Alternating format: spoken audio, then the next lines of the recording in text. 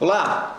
Você, estudante ou profissional de saúde, sabe negociar, sabe persuadir com o seu paciente? Se você ainda não está presente para isso, fica atento. No vídeo de hoje eu vou falar sobre persuasão e negociação na consulta. Vamos nessa?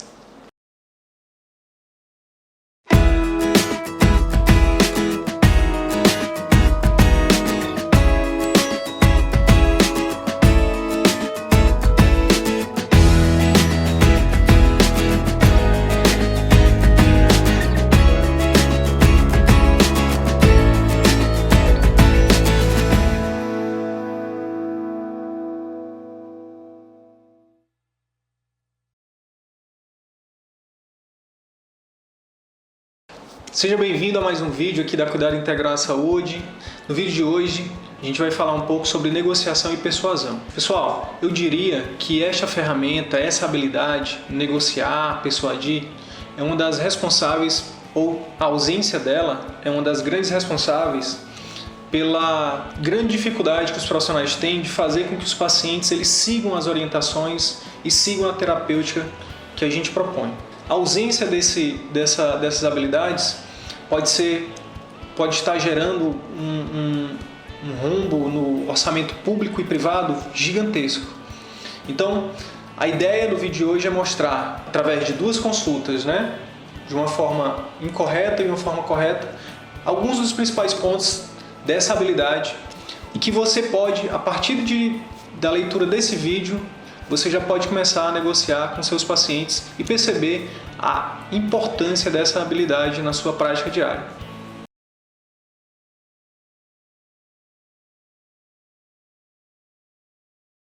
Oi, doutor. Opa!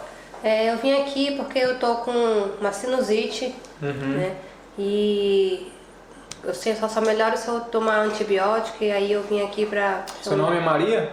É. Ah, sim, pois não, diga, dona Maria. E aí eu vim aqui para o senhor passar o remédio, o antibiótico, e para passar também uma tomografia, que já faz um tempo que eu tenho muita sinusite, sabe? De vez em quando eu tô com sinusite, aí queria que você passasse logo uma tomografia para ver se tá tudo certo. A senhora já chega pedindo uma tomografia e antibiótico, é isso? Não, doutor, é porque eu já tive várias vezes, Sinusite, eu já me conheço, só sei que só melhora com antibiótico. Senhora, desculpa, mas aqui é um consultório médico. A senhora não pode chegar aqui exigindo as coisas.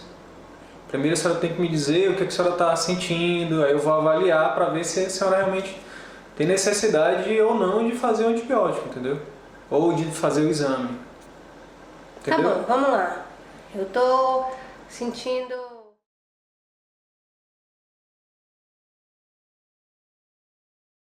Depois de fazer, de lhe examinar, de conversar com a senhora, realmente, como eu já dizia no início para a senhora, sou eu que defino a conduta, sou eu que digo o que a senhora vai fazer ou não, tá?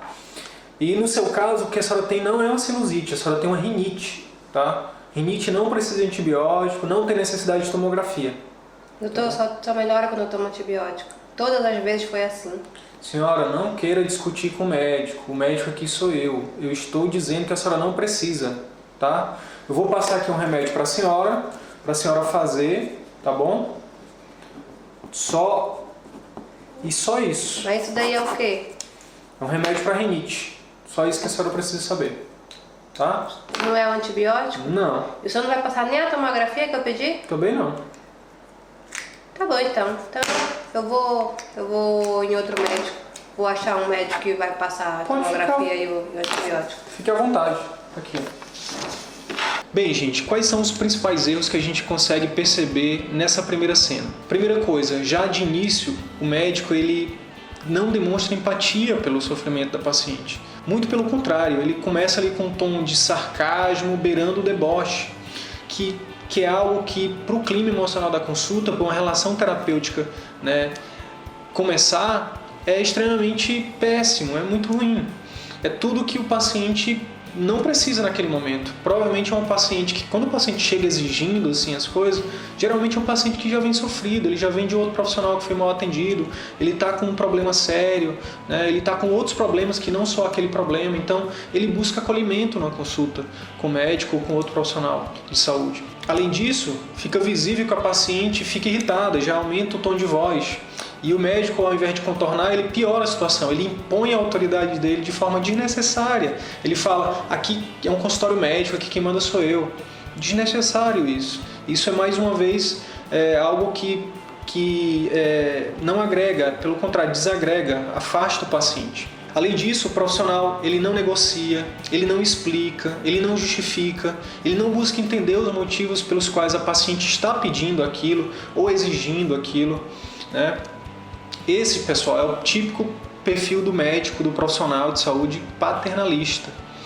É o profissional que impõe, que manda, que muitas vezes humilha, né? E que acha que o paciente vai sair do consultório e vai fazer o que ele está impondo, o que ele está mandando.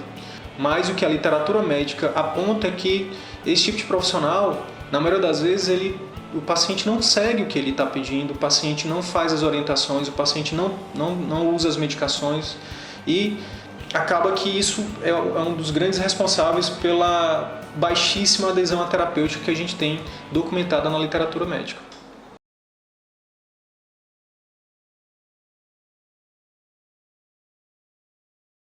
Olá, Dona Maria. Seja bem-vinda. Obrigada.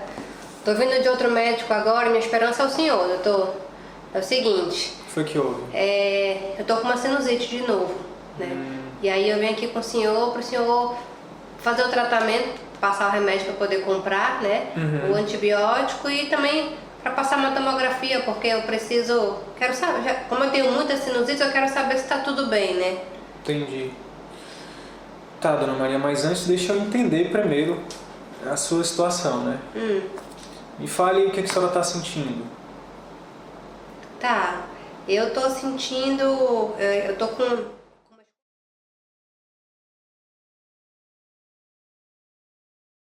Bem, então, Dona Maria, após nossa conversa, após eu lhe examinar, né, a minha avaliação sobre o seu caso, né, provavelmente o que a senhora tem é uma rinite mesmo, não chega a ter desenvolvido uma sinusite ainda. Ah, doutor, mas eu já tive várias vezes isso e eu sei que a sinusite eu só melhoro quando eu tomo antibiótico. Entendo. Eu não conheço. Mas... Porque, o que faz a senhora pensar que a senhora esteja com sinusite agora? É porque eu sempre começo assim, aí passa um tempo, eu vou no médico aí tem que tomar antibiótico. A senhora piora, é isso? É. Tá. O que a senhora acha então da gente fazer o seguinte? Eu vou fazer o tratamento para rinite para a senhora, tá? Medicações. E a senhora faz essa medicação direitinho e volta em 48 horas, daqui a 2 dias comigo. E aí se eu não melhorar? Se a senhora não melhorar, aí eu avalio a necessidade de fazer o antibiótico para a senhora. Sabe por quê, Dona Maria? O antibiótico, se a gente fizer agora para a senhora, como a senhora não está tendo nenhum sintoma de infecção por bactéria, né, que é o que o antibiótico vai lá e mata, é a bactéria, a senhora sabe, né? Como a senhora nesse momento não tem sintomas de que está com infecção causada por bactéria, se a gente fizer um antibiótico agora, é como se a gente... imagina uma guerra, e aí você tem lá um soldadinho só, e aí você dá um tiro de canhão no soldadinho. Você poderia, na guerra, atirar com um tiro de espingarda, entendeu? E mataria o soldadinho lá inimigo.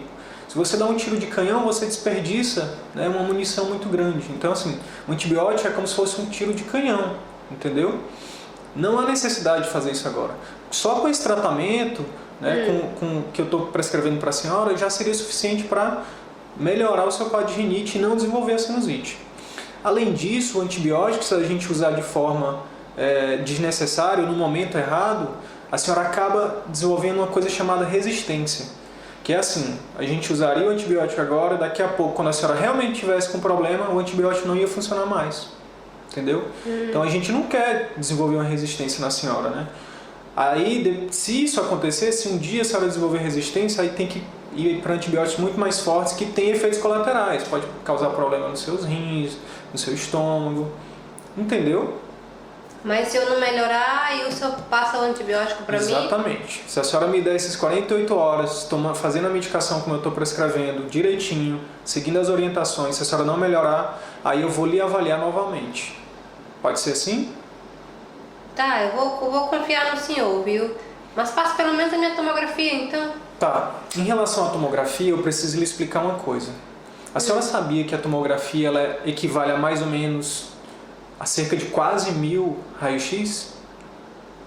A radiação de uma tomografia é como se fosse 600, 700 vezes o número da radiação de um raio-x. Então, de uma vez só, você recebe radiação quase 1000 vezes maior do que um raio-x. A senhora sabia disso? Não. E a senhora sabia que a radiação é um dos fatores de risco para desenvolvimento de cânceres? Sabia disso? Não. Pois é.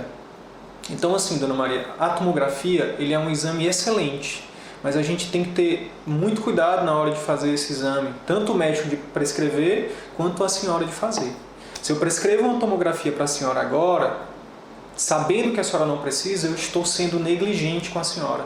Eu estou causando mais mal do que bem para a senhora. Porque eu, como médico, fiz uma anamnese bem feita, que é essa conversa, lhe examinei, e só com isso é suficiente para dizer que a senhora não tem sinusite. Com isso a gente não precisa de tomografia, entendeu? Só com isso é suficiente para fazer o diagnóstico da rinite que a senhora tem, entendeu?